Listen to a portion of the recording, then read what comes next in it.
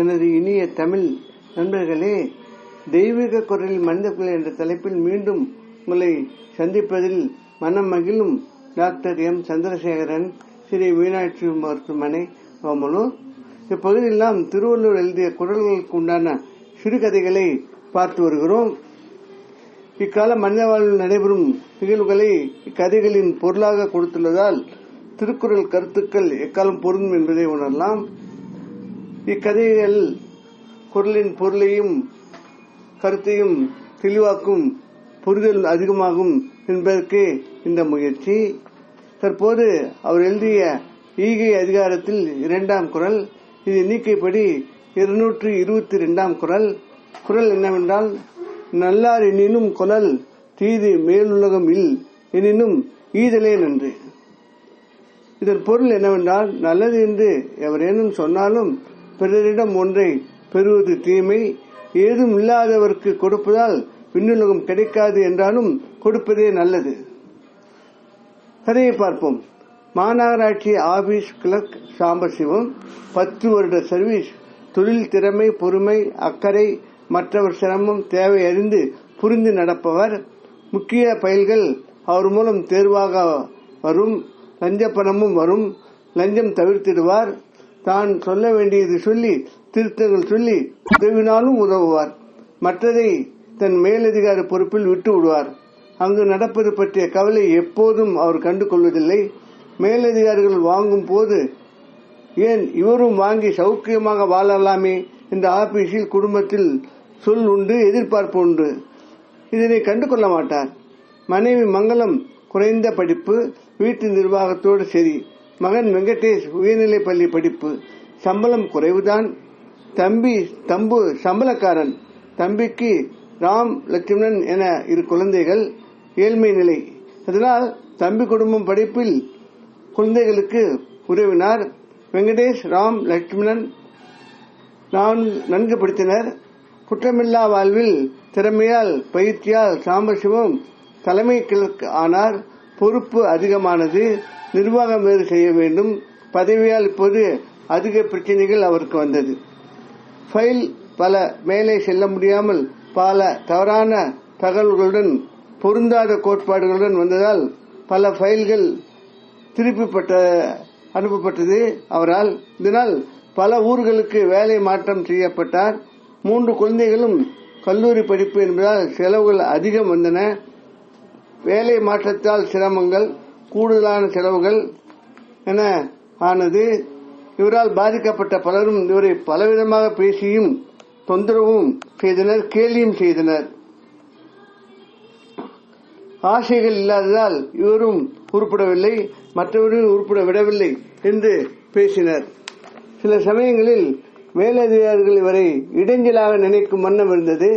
வண்டி, பொருள், செல்வம் அனைத்தும் இலவசமாக தர பலர் தயார். ஆனால் சாம்பசிவம் எதையும் ஏற்கவில்லை. ஆபீஸில் லோன் போட்டு தன் மகன், தம்பி மகன்களை படிக்க வைத்தார். லோன் இவர் பெறுவதில் பல பிரச்சனைகள் செய்தனர். பொறுத்து கொண்டார், பெற்றுக்கொண்டார். ராஜா வாழ்வு வேண்டாம், சாதா வாழ்வே போதும் என்பதில் மிக உறுதியாக இருந்தார். தன் சுய தேவைகளை குறைத்துக் கொண்டார். மருத்துவத்தை அரசு மருத்துவமனையிலேயே செய்து கொண்டார். இன்சூரன்ஸ் முதலீடு தொகையை கூட குழந்தைகள் படிப்பிற்கு செலவு செய்து விட்டார். சம்பளம், அதனால் சமையல் என்ற சூழலும் வந்துவிட்டது தற்போது. அதனையும் ஏற்றுக்கொண்டார். ஒரு சமயம் மாநகராட்சி குடிநீர் விநியோகம் பற்றிய கோடிக்கணக்கில் புதிய ப்ராஜெக்ட் ஒன்று வந்தது. பல மடங்கு போட்டி. அதற்கு பல லட்சங்கள் கைமாற ரெடியாக இருந்தது. ப்ராஜெக்ட் பெறுவதற்கு இந்த ஏற்பாடுகள் நடந்து கொண்டிருந்தது. ஆனால் சாம்பசிவம் பெரிய தடையாக உணரப்பட அவர் யோசியாமல் விருப்ப ஓய்வு பெற்று வெளியேறினார். அடுத்து 2-3 வருடங்கள் அவரது ஓய்வு ஊதியம், பிராவிடன்ட் ஃபண்ட் தொகை சிரமத்தில் உதவின. என்றாலும் சாம்பசிவம், தம்பி குடும்பம் மிகவும் சிரமப்பட்டன. குழந்தைகள் நன்கு படித்து மெரிட்டில் தேறி தகுந்த உத்தியோகத்தில் அமர்ந்தனர். உத்தியோகம் பார்த்து சம்பாதிக்கும் பெண்கள் மருமகள்களாக அமைய நிலை உயர்ந்தது. சாம்பசிவம் மகிழ்ந்தார். அவருடன் ஆபீஸில் வேலை செய்த அதிகாரிகள் லஞ்ச ஊழல் புகார்கள் சிக்கி உள்ளதையும் இழந்தனர். அன்பு நண்பர்களே, இத்துடன் இக்கதை முடிகிறது. நம் வாழ்வில் நாம் பல சந்தர்ப்பங்களில் நாம் அன்றாட வேலைகளில் பலவற்றை சந்திக்கிறோம். ஆனால் அதற்கு எடுக்கும் முடிவுகள் அது நம்மிடமே உள்ளது. அதனை நாம் உணர்ந்து செயல்பட வேண்டும். நம் ஆதாயத்துக்காக பலவற்றை செய்தால் இதே மாதிரி பலரும் செய்தால் வாழ்வில் என்னாகும் என்ற சிந்தனை ஒவ்வொருவர் மனதிலும் உள்ளது.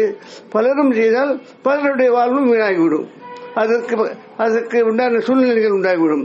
இதனை புரிந்து ஒரு சிலராவது உதாரண புருஷனராக இருந்தால் அதற்கு உண்டான நல்லது நாட்டில் நடக்கும். அதே மாதிரி அதாவது நாம் சம்பாதிப்பதை நாம் உபயோகப்படுத்தாமல் மற்றவருக்கு நாம் உதவியாக செய்யும் பொழுது அதில் பலாபலன்கள் பல கிடைக்கும். அந்த பலாபலன்கள் எதிர்காலத்தில் நமக்கும் உதவும், மற்றவர்கள் முன்னேற்றத்திற்கும் உதவும்.